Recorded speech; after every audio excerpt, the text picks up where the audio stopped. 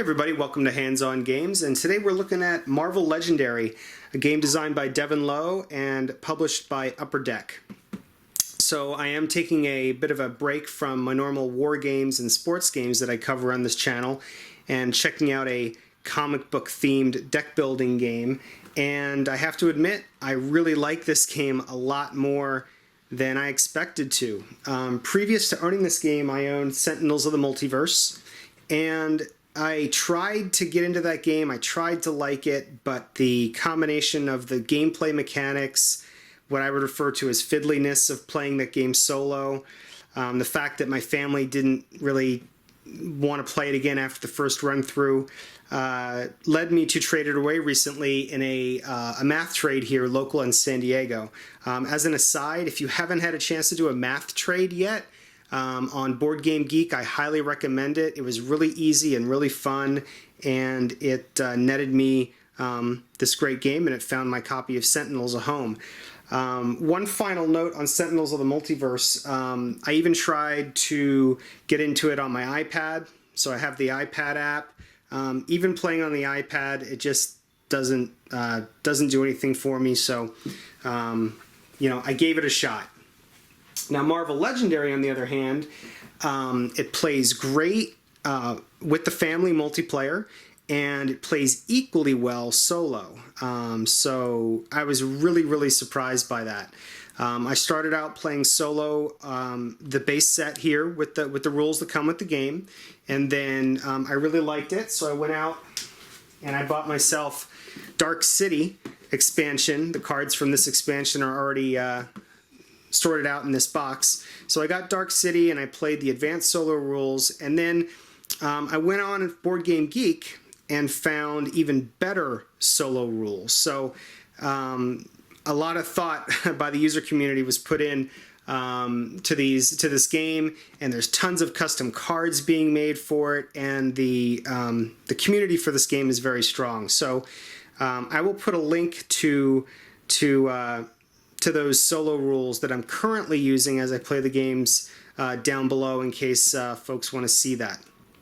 In addition to Dark City, I've also already bought the Spider-Man Paint the Town Red expansion, as well as the Guardians of the Galaxy expansion. So what's really cool about this game is that these expansions really do add a lot, because the core rule set of Legendary is very simple. It's a very easy to explain, easy to teach, easy to play deck building game.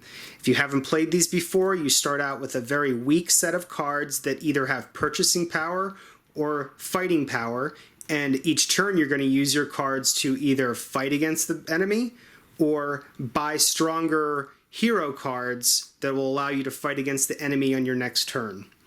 And in this video, I'll go ahead and do a sample of solo play for everybody so you can see what that's like. But for the moment, let me just show you what's inside the box. Okay, so as I mentioned before, I already have the cards from Dark City inside of this box. So what you see in here is a combination of both the base set and Dark City. You get your rule book, and this is the rules for the Dark City expansion, which I don't really need to show you right now. Just know that the rule book, very clear, very colorful. It's easy to use this book to teach yourself how to play and then go ahead and teach others how to play. So good job on the rules. There's the board, which I will show in a minute during the solo playthrough example. And then you have all your cards. So the game comes with these generic blank cards to separate the various groups of cards. And as you can see, when I first got the game, I used handwriting to go ahead and create dividers for the game. But then I went on Board Game Geek, and as always, the user community has made great add-ons, and I'm using these now custom dividers. So each one of these dividers, for example, I'll grab the one here for Wolverine X-Force, has the name of the hero, its affiliation, that's X-Force, and the number of red gold, and green cards, which is useful to know when you're putting together a custom group of heroes to go into battle. And it's also just good to know if you're using a random application to pick your, or I'm sorry, a random way to pick your heroes for the certain battle. The reason why I just said random application is because there's also an iPad app that I can also link to down below in the description, that's really cool, that at the press of a button will give you random heroes, random villains, and random schemes to fight against. So what are these schemes that I'm talking about? Well, every time you play the game, you're going to be playing against a villain who's going to have some henchmen and villains along with them fighting you, but there's a certain scheme that's being executed by the bad guys, and those schemes are what change the gameplay from game to game. It's never really the same game when you're changing up schemes and you're changing up the bad guys. I'm not going to pull out all the cards right now to show you what they look like. We'll just go through one in our sample of play. So that's pretty much everything that's inside the box. You get your heroes, you get your masterminds, your villains, your henchmen, you get your schemes, and then cards for scheme twists and master strikes, which will come out of the villain deck as you're playing the game and trigger events that come off of these scheme and villain cards. And then additional cards for wounds, which just fill up your deck with bad cards, bystanders, and your default card sets. So that's pretty much it. But it may not look like much, but there is a lot of game in this box. And like I said, I haven't even popped open 2 of my expansions yet. So so that's an introduction to what you get with Marvel Legendary. Because I do play this game mostly solo, and I have been enjoying the internet variant of the solo rules, that's what I'm going to go ahead and show you now. So here's what the game board for Legendary looks like. It's a really nice mounted game board. You have space for your heroes, your hero deck right over here. Your heroes are going to come out and be placed over HQ, and this is where the heroes that are available to be purchased and added to your hand will be located. Here's your villain deck. These villains are going to move through the sewers, the bank, the rooftops, the streets, the bridge, and eventually escape the city and go cause havoc somewhere else. Depending on the scenario you're playing, there might be some penalty for heroes escaping. There's places to put your bystanders and wounds, which may need to be drawn during the game. The scheme and any additional scheme cards will be placed here. The mastermind with his tactics cards will be placed here. And finally, shield officers, which are sort of part of the HQ. These are always available to be bought as well.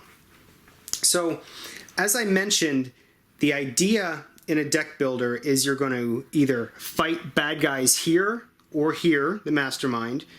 And if you're not fighting, you're going to be purchasing heroes from your headquarters right here. And ultimately, the scheme that's going to be located here is what is generating the special rules for this particular game that you'll need to pay attention to. And finally, the board does have quick reference information for the game setup, as well as the turn order over there in the upper right. Oh, and what I didn't mention is right here, the big knockout box. When cards are removed from this game, they won't be used anymore in this game. Instead of returning them to the box, they're knocked out and placed in this location right here. So that's just a big pool to toss cards in when they're out of the game. Okay, so let me go ahead and show you what the board looks like, all set up and ready to go for a solo game. Okay, before I finalize the setup, I thought I'd show you how the primary decks are put together, the hero deck and the villain deck. Now, remember, I'm using custom solo rules off the internet. So I am not playing by the official rules per the game instructions. These are a little bit more, provide a little bit more rich, full game experience. Basically what it is you're setting up the game just like you would for a 2-player game.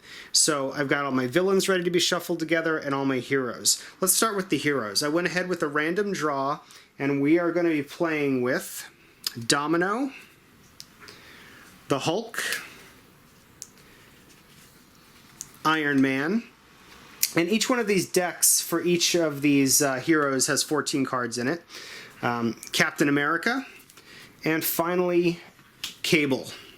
So what you're going to do is you're going to take all of these cards, this forms your hero deck, and you're going to shuffle them all up, and I will do that momentarily after the next pause in the video. I'll get all these shuffled up, and that's going to form our hero deck. Now for the villains, there's a lot more mixing going on. First, we chose as our mastermind Red Skull.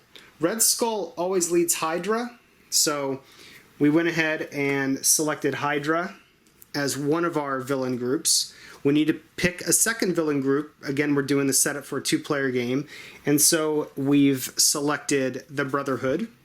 That's their cards, so you add those. And then we need henchmen. Our henchmen are going to be these hand ninjas, so they go in the villain deck. And then finally, we have the 7 Scheme Twist cards. There's no special text on these cards. These are just triggers for game events, as called out by the scheme. So the scheme that the Red Skull is perpetrating this game is Portals to the Dark Dimension.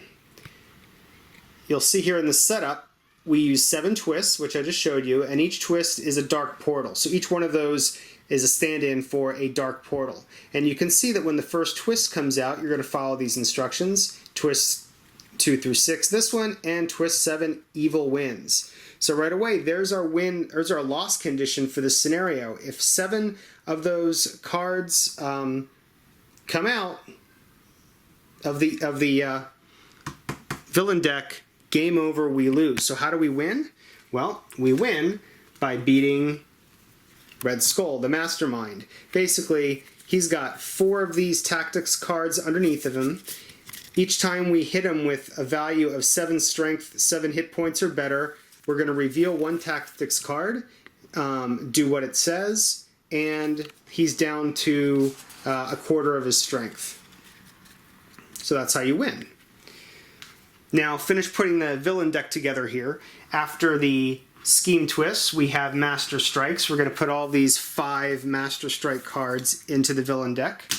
And again, on a Master Strike, you look at the villain's card, or I'm sorry, the mastermind's card, and each time one of those cards come out, each player knocks out a hero from their hand. So, not a good thing. Unless you've got some lesser heroes, your default heroes that are worth 0, and you're trying to lighten your deck, in which case it's not a bad thing at all.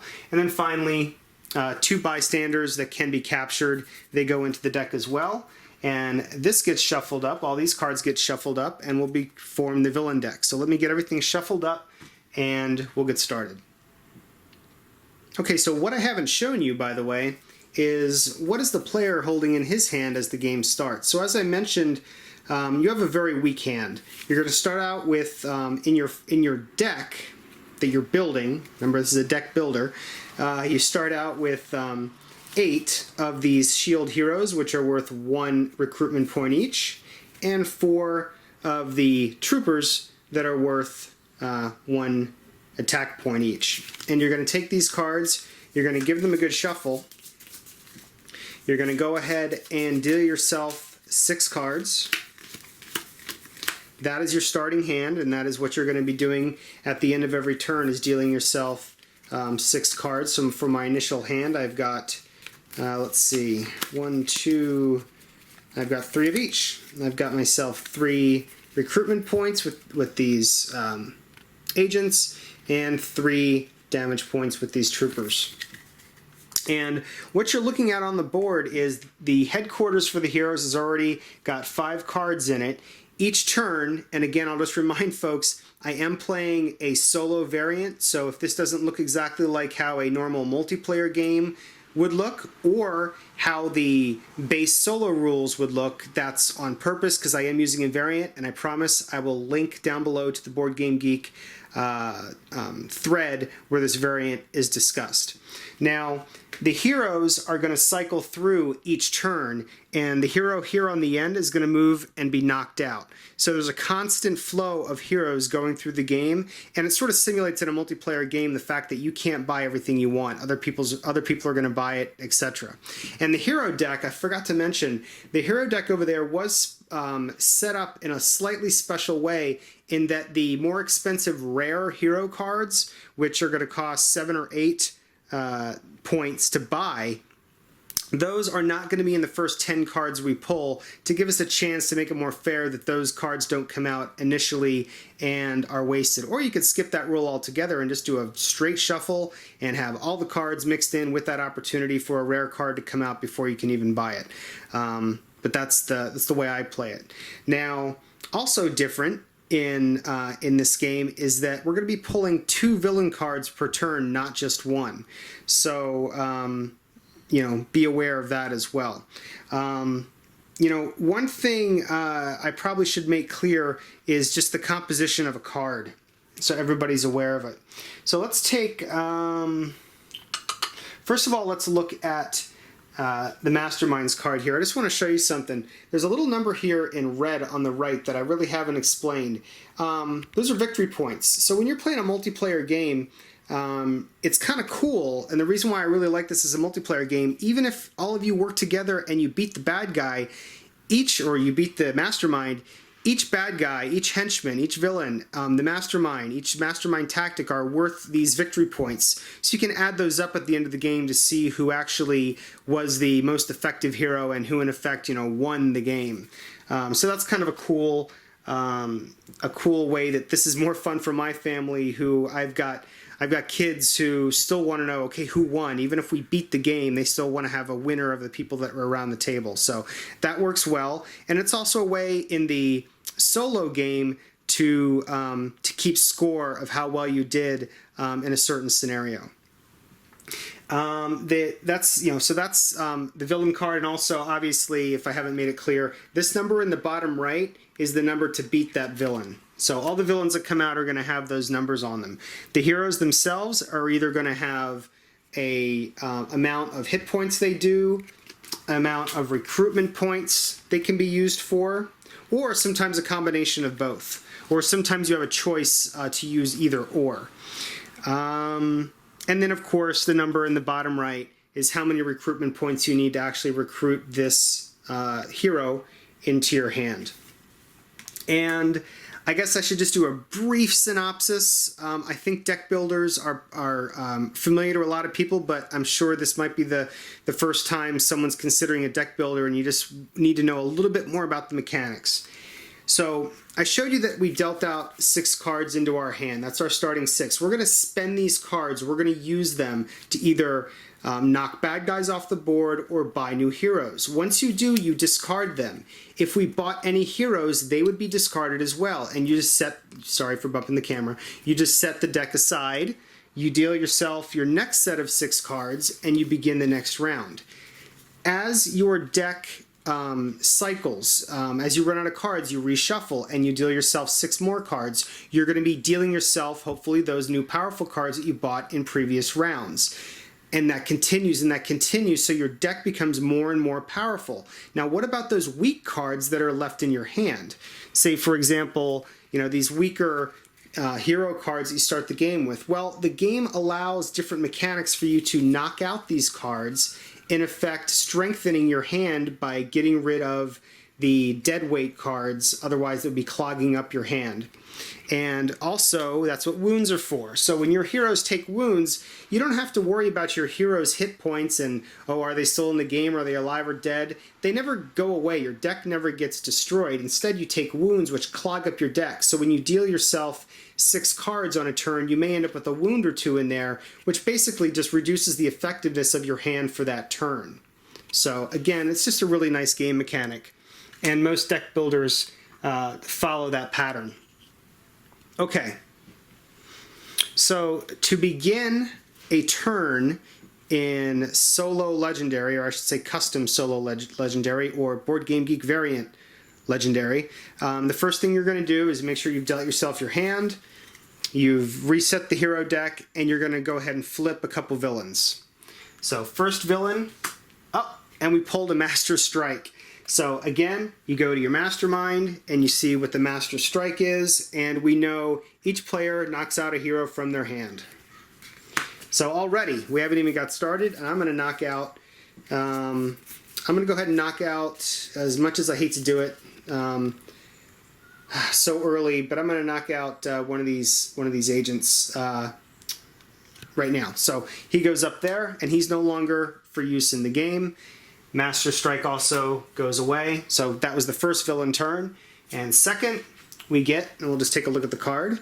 It's a henchman. It's a Hydra villain, sorry, not a henchman. It's a Hydra villain. And right here, he has a fight ability. You may gain a shield officer. So if we knock this guy out for 3 strength, we're going to gain one of these shield officers, which would give us 2 buying power when that card comes up, right there, 2 recruit points. So they go right there in the first spot. So we drew 2 cards. Had this card had a word that says ambush right here, you always have to look for an ambush. Whatever effect that said would have to occur immediately, but he doesn't.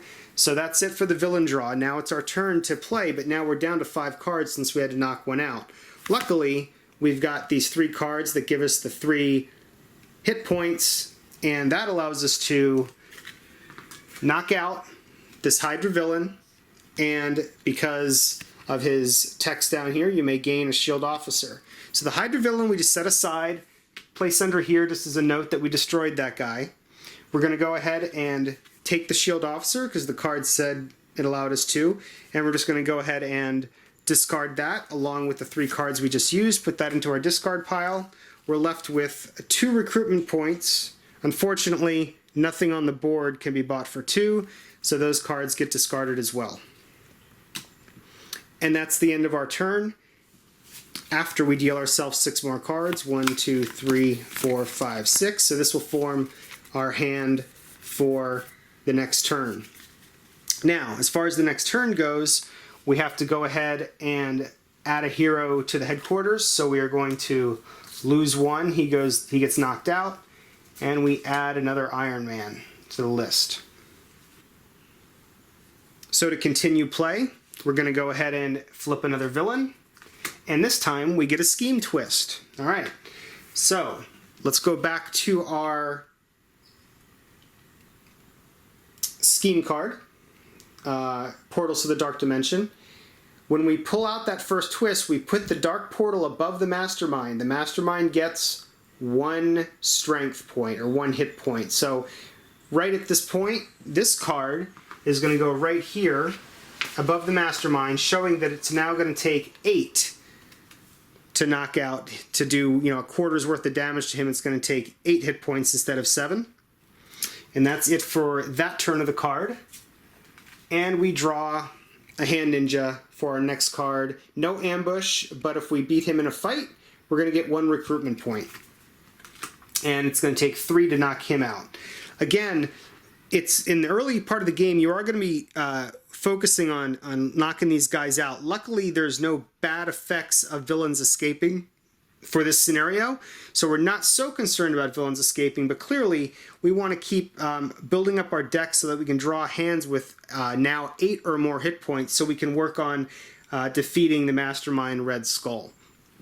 So this will keep you busy for a while, but always keep your eye over here if you can do enough damage over here, and some scenarios also have penalties if villains escape. So this turn we find ourselves with 5 recruitment points and 1 hit point, which isn't going to do us any good this turn, so we'll just go ahead and put that down for now. But what can we do with these 5 recruitment points? Well, we could get this Hulk here, which is worth 4 damage, but it would force us to take a wound. We have a couple tech-related Iron Man cards we could recruit, a Cable, a Domino, but I don't want to let this one get away. We're going to use our 5 recruitment points now that we have them. Recruit the Hulk. He gets discarded. So that's the end of our turn. Everything's discarded. So now we have this whole deck of cards, including the 2 new ones we bought, that we're going to go ahead and shuffle up.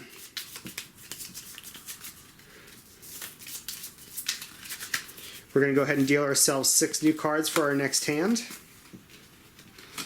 We're going to go ahead and, oops, sorry, we forgot. Once you recruit a hero, you immediately move everybody down to fill up any spaces, okay, to fill up the hero deck, or the hero, the headquarters row. So that's done. Now we still have to move forward, knock out the hero at the end, move everybody down, and get ourselves a new hero.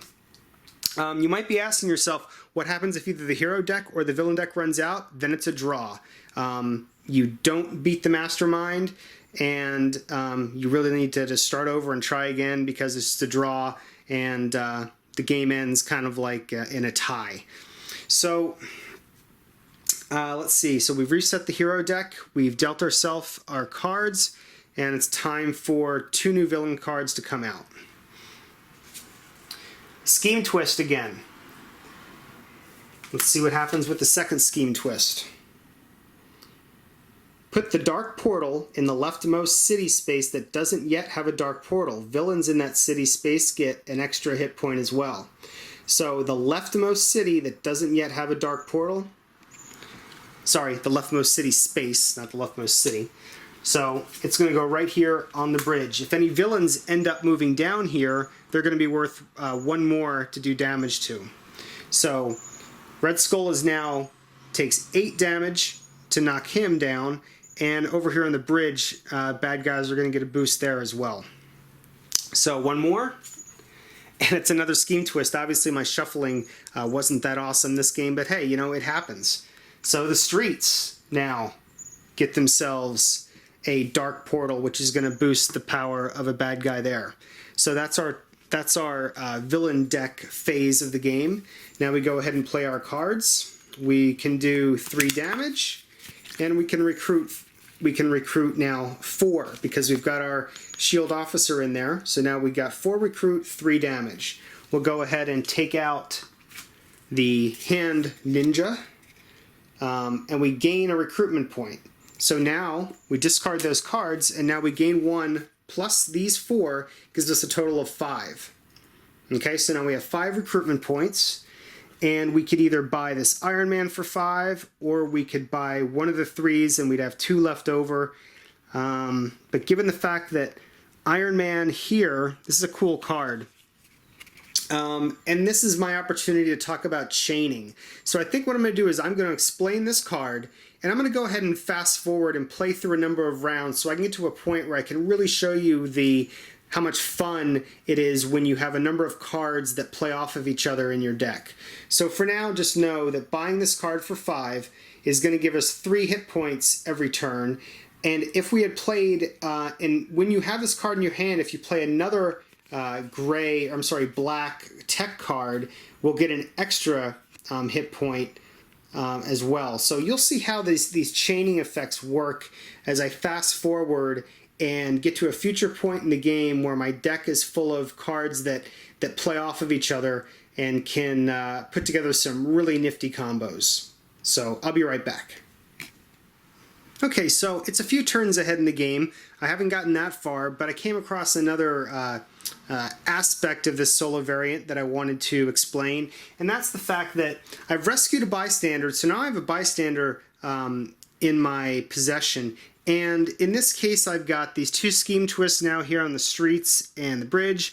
I've got bad guys here on the rooftops, a blank space here at the blank, because I just defeated a villain from Hydra right here, and a bad guy in the sewers. Now, since I don't really need 2 more villains to come out, one of the cool aspects of this variant is you can discard 1 bystander, and for this round, only pull 1 villain. So that's what I'm going to do. So in this case, I'm spending that bystander I rescued, pull another villain card, just 1, and that's it for the villain's turn this round. Alright, so I just wanted to explain that, and I will be back. Okay, so on this turn, I'm going to show you another feature of the game. Now this is just more for the game in general. This doesn't have to do with the solo variant, but you'll see in this latest hand I got, it's I'm stuck with these extra wounds.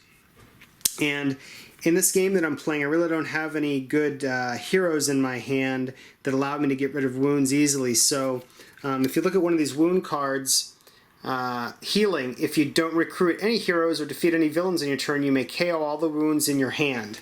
Now, this represents your hand. Luckily, the 2 wounds that I have in my deck both happen to come in this one hand. So for this turn, I'm going to be going ahead and getting rid of my wounds. Unfortunately, it means that the villains are going to keep moving. So let's just see what happens.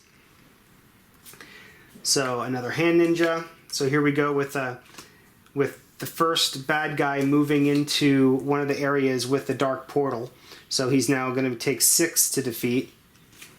And another bad guy means everybody moves down. Our city's getting full of bad guys. But yeah, this turn, since I don't have a lot of damage to deal and I don't have a lot of recruitment points, we're just going to use our turn to get rid of the wounds. Onward. Okay, so here's the situation. We can see our villain deck's getting kind of low, sort of like the self-timing mechanism. We need to get through that to win this game. The Red Skull still has 2 tactics cards, so he's only 50% destroyed. 3 of the Dark Portals have come out. That's these cards right here. 2 more, and game over. So we want to try to do some damage, and I think we've got a good hand to work with. So let's see what we've got. The villain cards have already been played, and the hero deck is good. The HQ is good. So let's see what we've got here. First thing is we've got a Iron Man card that's going to allow us to draw a card and an extra card if we actually had another tech card, which we don't. So we're going to go ahead and add another card to our hand. So that one's been played. And it's a really good card. It's a Captain America that allows us to get 1 hit point for each color of hero we have. So right now you see we have green, yellow, and blue. So he's worth, and black. So he's worth 4. So there's 4 hit points right there. We've got a versatile card here. It can be purchase power or hit points. So we're going to go ahead and say this is 2 more for a total of 6. And here's where we get a nice chain here with these Iron Man cards that we've been collecting. So each of these is worth 2 plus another one if we can add on more of these ranged attacks. So we have a total of 6 going into this card, which gives us 8. This one is actually worth 3 because we get the extra wound hit point because we just played a blue. So 8 plus 3 is 11 plus another 3 is 14. And this Captain America card is worth 1 for each color, so that's another 4. So that's a total of 17 points we just got out of that one play. A really nice job. So with the 17, we can actually do 8 to get rid of 1 more Red Skull. And his fight text says, now remember, this took 8 because of the other scheme twist that was under there, so don't forget about that. So that's why it costs 8 to beat him. But let's not forget that leaves us with extra points to spend after this is over. But let's resolve this first. Draw 2 cards, then draw another card for each Hydra villain in your victory pile. So we're going to draw 2 more cards for him, and we happen to have 3 Hydra villains that we've knocked out so far in this game. So that's an extra 5 cards we're going to get from this one play, from knocking out him. So 5 more cards. 1, 2, 3, 4, 5. Now remember, we still have 6 hit points to spend. We just got 7, 8, a wound, and 3 recruitment points. But we're now back up to 8 hit points, and guess what? That allows us to do the final hit on the Red Skull, and you get 3 more wound points if you want. But at this point, game is over. We've defeated the Red Skull. We only got 4 of the 7 Dark Portals came out, so we did a really good job. You can see that knocked out a lot of cards during this game, and we knocked out a lot of villains. There is an ultimate victory option for the solo variant. What you're going to do is, it's basically, you'll notice that there's still the original Red Skull card sitting over here. Now, we did defeat his 4 tactics that were under there, but if you want to, you can try to do a final battle against him, which is basically his 7 strength points. Let's go ahead and well, we could call it 8 because of this card and the rules of the engagement, but basically you call it 7 plus 4 for his 4 tactics cards. And to be quite honest, I'm not sure if the solo variant means 7 plus 4 for 11, or for 11 total points that you have to win for the ultimate victory, or 7 times 4. But I think it's meant to be 7 plus 4. So you deal yourself another 6 cards, the next 6 cards in your hand, 2, 3, 4, 5, 6, and you're just going to add up all of the hit points and the recruitment points, and if it's more than that value, you score the ultimate victory. Unfortunately, we've got a wound in there. That's not going to help us. Here's 2 plus 2 when only fighting the mastermind, and I'm going to say we are, so this one's worth, whoops, sorry. So this one you get a bonus of 2 when fighting the mastermind, so this is worth 4. Here's 3 more for 7 plus 1 because we have another tech card. So that's going to be 8. This allows us to draw a card. Go ahead and do that. 8. Hulk gives us 9, 10. Nothing there on his bonus. And for recruitment points, that's 10 hit points, and the recruitment points we have for each color, 1, 2, 3, 4. I might be doing this wrong, but already I can tell we're going to have plenty because I've got 2 of the same cards. So if our goal was just to get more than 11 hit points out of our hand, which we have, our final hand did give us more than 11, so that means we also scored the ultimate victory if I'm playing that rule right. And if I'm not playing that rule right, honestly, I don't care, because this game was so much fun to play just to do the regular victory. A lot of fun cards, a lot of cool mechanics. You know, if you like deck builders and you like the Marvel Universe, this is just a really fun game. Okay, so that was Marvel Legendary deck builder. A lot of fun. I hope you can get a feel for what the gameplay is like as a solitaire player from the run-through I did. Kudos to Board Game Geek user Sky Zero for actually putting together and testing multiple iterations of his solitaire variant, which I was implementing for you today. He did a great job of ramping up both the difficulty level and the overall experience from the solitaire rules that come with the base game. I did find the out-of-the-box solitaire rules to be, a bit on the easy side, which, to be quite honest, after playing lots of Victory Point States of Siege games, was actually kind of a nice change of pace to be winning for a change game after game. But eventually I went searching for a different variant and found it on Board Game Geek with Sky Zero's variant, so I will go ahead and post that in the notes below. In addition to this fun game, many months ago I also purchased and played a couple times Legendary Encounters. Now this one's based on the Alien movies, the movies that I love. And my buddy and I have played through the first scenario of this a few times, enough times till we finally won it. But now that I've played this Marvel game, I'm thinking of trying this out solo too, so we'll see. And then so I've got Legendary, I've got the expansions to Legendary, I've got Legendary Encounters about the Alien movie. Now they also have an offshoot of the Legendary game for just villains. So obviously Marvel Legendary is focused on the heroes, and there's another game out there that focuses on the villains, where you play the villains fighting against, trying to make your scheme come true, versus the heroes that are playing against you. And from what I understand, these games can even be mixed together. So there is just a ridiculous amount of content in the base games and the expansions.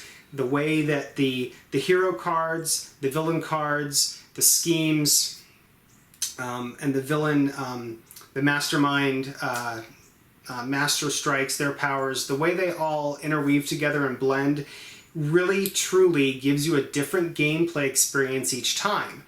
The only barrier to entry is you have to be willing to spend a good 10 or 15 minutes to set everything up. To sort out all the cards, get everything in its place, get everything shuffled, and start playing will take you about 15 minutes to make happen. But it's worth it. The game will last anywhere from 40 minutes to 50 minutes, maybe an hour for a slower game where you're taking your time, or you can buzz through a game in a half an hour. There is actually a quick play variant. Sky Zero has both a quick play variant and a standard game. But what's cool about a standard solo variant is that it feels like you're playing a real meaty, deep game and not just a quick solo version. So, you know, I really enjoyed that.